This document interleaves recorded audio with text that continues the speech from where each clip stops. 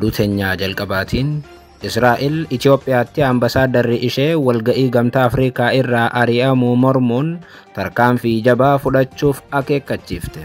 Israa'el ari'amuu ambasaadarri ishee akka salphaatti akka hin ilaalle yoo dubbattu, ministeerri muummee Itoophiyaa Abiy Ahmed dhimma kanaan wal qabatee yaadda'uun koomishinii gamtaa Afrikaa of biratti waamuun marii waliin godhanii jiru jedhame. Gabaasa bal'aa isin biraan geenya. Oduu biraatiin abbaan taayitaa miidiyaalee Itoophiyaa sochii manni maree miidiyaalee Itoophiyaa godhaa jiru akka hin fudhanne beeksise. Kanaanis dhaabbilee mootummaa lama wal dhabanii jiru jedhame. Abbaa taayitaa miidiyaalee Itoophiyaatii fi mana maree miidiyaalee Itoophiyaa maaltu mudate? Gabaasa guutuu dhageessu. Oduu biraatiin pirezidaantiin duraanii naannoo Tigraay yaalii ajjeechaa garaagaraa jalaa ba'uu beeksisan. Obbo Geetaachoo Raddaa har'a guutummaatti aangoo naannoo Tigraay keessaa yoo galan yaaliin ajjeechaa irratti raawwatamuu mirkaneessaniiru. Akka mul'atan daawwattootaaf hordoftoota Anolee Global Media oduu odeeffannoo keenya galgala kanaa qabannee dhufneeti jirra. Odeeffannoo keenya ijoo isaan madhageessan guutuu isaa isin biraan geenya. Aga xumura sagantaa keenyaatti dhaggeeffachuun yaada qabdan gara koomentiitiin nuuf barreessaa. Viidiyoon keenya namoota hedduu biraa akka dhaqqabuuf immoo like, share, subscribe godhuun dagatinaa isiniin jenna. Kallattumaan gara gabaasa bal'aattiin isin qajeelcha. Oduu teenyaa jalqabaatiin pirezidaantiin duraanii Tigraay yaalii ajjeechaa garaagaraa jalaa ba'uu beeksisan. Obbo Geetaachoo Raddaa pirezidaantii bulchiinsa yeroo naannoo Tigraay kan turee fi guyyaa har'aa ifatti aangoorraa kaafamuun bakka isaa Jeneraal Taaddasaa Warradaa kan bu'e yaaliin ajjeechaa si'a lama irratti karoorfame akka ture miidiyaaleetti himan. Waldhibdee siyaasaatii fi nageenyaa Tigraay keessatti mudate hordofuun Finfinneetti kan argaman obbo Geetaachoo Raddaa gaafiif deebi'ii miidiyaalee adda addaa waliin taasisaniin yaaliin ajjeechaa wal fakkaatu jiraachuu isaa mirkaneessan.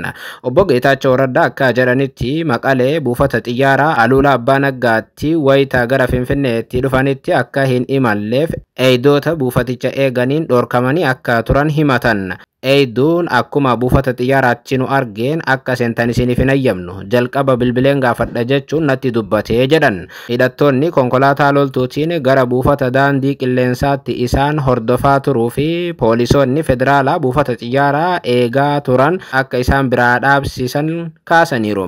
Ajajaan garichaa xiyyaara keessa seenuudhaaf yaalee ture garuu akka ol hin seenneef dhorkame jedhan Geetaachoon. Biiroon nageenyaa naannoo Tigraay himannaa obbo Geetaachoo kana ilaalchisuun gaafii dhiyaateef deebi'ii kenneen cimsee balaaleffachuun himannichi waan bu'uura hin qabne qofa osoo hin taane ta'e jedhamuun kan uumamedha jechuun BBC afaan Tigriffaatti hime. Biirichi buufata xiyyaaraatti eegumsa nageenyaa baramaa tureen alatti Geetaachoo ajjeesuudhaaf yookaan miidhuudhaan wanti adda taasifame akka hin jirre beeksise.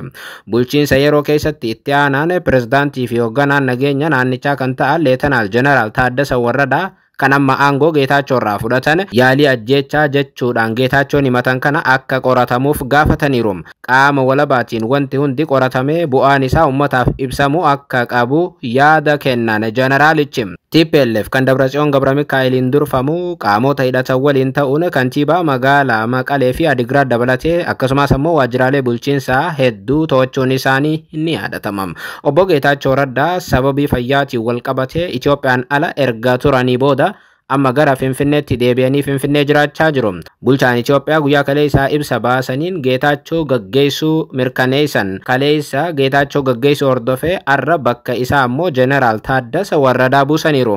Naannoo Tigraay kan miseensota hidhattoota kuma hedduun lakkaa'aman keessatti argamutti rakkoon nageenyaaf tasgabbii dhabiinsi siyaasaa dhimmoota jiraattoota naannichaatti yaaddoo ta'an keessaati. Obbo Geetaachoo Raddaanis ergaan ani Maqalee dhaabee booda bahuu kootitti namoonni ani miliquutti aaran akka jiran dhageeraa jedhan. Namoonni ani beekuu fi kabajuus jiru kan jedhan pirezidaantiin duraanii naannoo Tigraay kun akka Tigreetti namoonni qaamaan namoota dhabamsiisuudhaaf yaadan olaantummaa seeraa beeku jedhee gonkuma hin shakku jedhan Obbo Geetaachoon. Obbo Geetaachoon akka jedhanitti yaalii ajjeechaa gara biraa muddee 27 tibba qophii cuuphaatti karoorfame akka ture dubbatan. Abbaan qabeenyaa Finfinnee irraa eegduu nageenyaa waliin dhufe tokko isa ajjeesuudhaaf baasuudhaaf yaaluu fi jalaa fashalaa'uu fi shakkamaan to'atamuu dubbatan. Yakka shororkeessummaa waan ta'eef sadarkaa federaalaatti ilaalamuu qabaataa jedha Geetaachoon. Qorannoo taatee Tigraay kana keessatti mootummaan federaalaa akka jiraatuuf gaafanneerra jedhan Geetaachoon.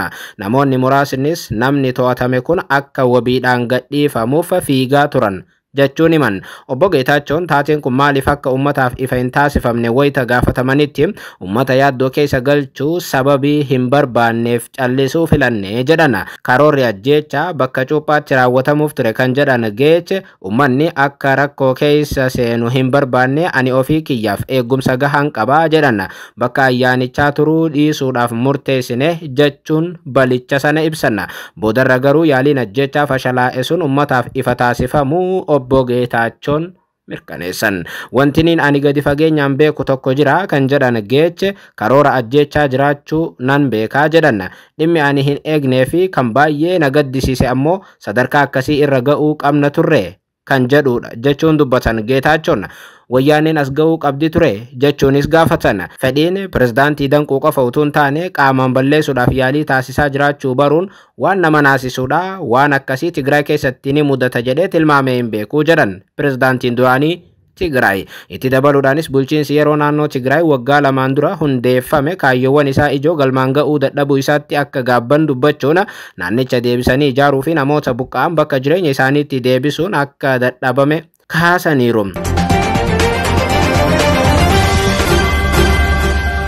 Oduu biraatiin Israa'el Itoophiyaatti ambasaadarri ishee walga'ii gamtaa Afrikaa irraa ari'amuu mormuun tarkaanfii jabaa fudhachuudhaaf akeekkachiifte. Israa'el ari'amuu ambasaadarri ishee akka salphaatti akka hin ilaalle yoo dubbattu ministeerri muummee Abiy Ahmad dhimma kanaan yaadda'uun koomishinii gamtaa Afrikaa faana marii godhanii jiru jedhame. Waggaa tokko dura waajjiruma gamtaa Afrikaa kan keessa ari'amanii kan turan ambasaadarri Israa'el guyyaa kaleessaa irra deebi'ii yeroo lammaffaatiif walga'ii gamtaa Afrikaa irraa ari'amuu gabaasuun keenya ni yaadatama. Guyyaa kaleessaa ganama Itoophiyaatti ambasaadarra Israa'el kan ta'an Avraham Nuguse galma Maandeellaa waajjira muummee gamtaa Afrikaa keessa ari'amuu gabaasni Aljaziiraa ni mul'isa.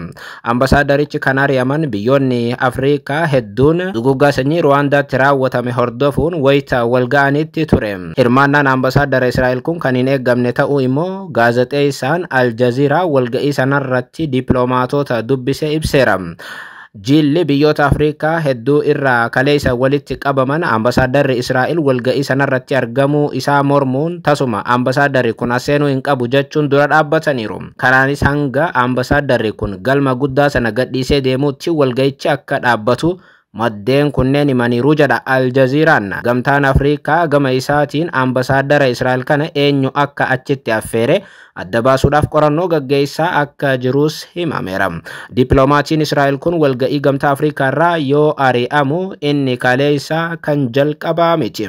Har'a immoo ari'amuu ambasaadarichaa ilaalchisee dubbii himaa ministeera dhimma alaa Israa'el Ooriin ibsa kennaniin ambasaadarri kun ari'amuu irratti tarkaanfii jabaa fudhachuuf jirra jedhan.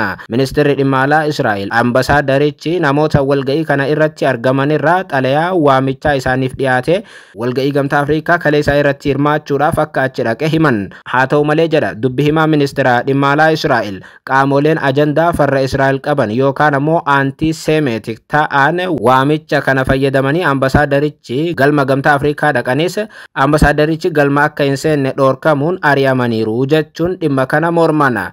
Uummattoonni Ruwaandaatii fi Yahudoonni seenaa waloo akka qaban kan hubachiisan dubbi himaa ministeera dhimma alaa Israa'el har'a gocha ambasaadara kana irratti raawwatameef namoota itti gaafatamummaa fudhatan irratti tarkaanfiin dippiloomaasii barbaachisaa ta'e ni fudhatama jedha. Dubbi himaa ministeera haajaa alaa Israa'el Ooreen taatee kaleessa waajjira gamtaa Afrikaatti mudate hordofee har'a bulchaan Itoophiyaa Abiy Ahmad koomishinii gamtaa Afrikaa haarawaa waliin marii godheera.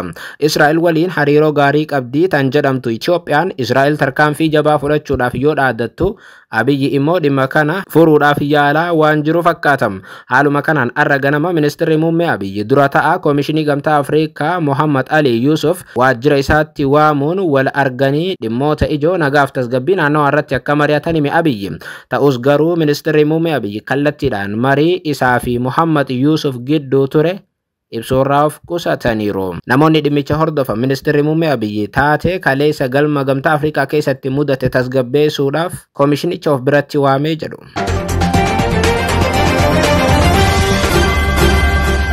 Oduu teenyaa xumuraatiin abbaan taayitaa miidiyaalee Itoophiyaa sochii manni maree miidiyaalee godhaa jiru akka hin fudhanne beeksise. Kanaanis dhaabbilee mootummaa lama wal dhabanii jiru jedhame. Manni maree miidiyaalee Itoophiyaa mirkaneessa ogummaa gaazexeessitootaaf akka kennu itti gaafatamni akka hin kennamneef abbaan taayitaa miidiyaalee Itoophiyaa hubachiiseera. Abbaan taayitichaa ibsa arra baaseen akka beeksisetti manni maree miidiyaalee Itoophiyaa gaazexeessitoota yookaan ogeeyyoota miidiyaa galmeessuufis ta'ee mirkaneessa ogummaa kennuudhaaf labsii miidiyaalee lakkoofsa 1238 muraa 2013tiin itti gaafatamni hin kennamneef jechuun hubachiiseera. Manni maree miidiyaalee Itoophiyaa gaazexeessitootaaf mirkaneessa ga'umsa ogummaa kennuu fi galmee gaazexeessitootaa taasisuudhaaf marii fi sochii jalqabuu isaa bira gaheera kan jedhe abbaan taayitaa kun wanti kun balaa qabaa fudhatama hin qabu jechuun dhaabbatuma akka isaa kan mootummaa qeeqeera. Haala kanaan dhaabbileen miidiyaa garaagaraa gaazexeessitoonni fi waldaaleen ogummaa dhimmicha ilaalchisuun gaaffii seera qabeessummaa fi yaaddoo isaanii abbaa taayitaa miidiyaalee Itoophiyaatiif dhiyeessaa jiru jedhe. Abbaan taayitichaa manni marichaa mirkaneessa ogummaa gaazexeessitootaaf yookaan waldaalee ogeeyyiitiif akka kennu itti gaafatamni akka hin kennamneef kan ibse abbaan taayitichaa gocha mana maree kanaaf beekamtii kan hin kennine ta'uu beeksisee manni marichaatis gocha isaarraa of qusachuu qaba jechuun abbaan taayitichaa akeekkachiiseera. Akka gabaasaaleen jedhanitti gaheen hojii abbaa taayitaa miidiyaalee Itoophiyaatii fi manni maree miidiyaalee Itoophiyaa qaban garaagara. Garuu lamaanuu dhimma to'annoof deeggarsa miidiyaa irratti ni fuulleeffatu. Yeroo gaarii.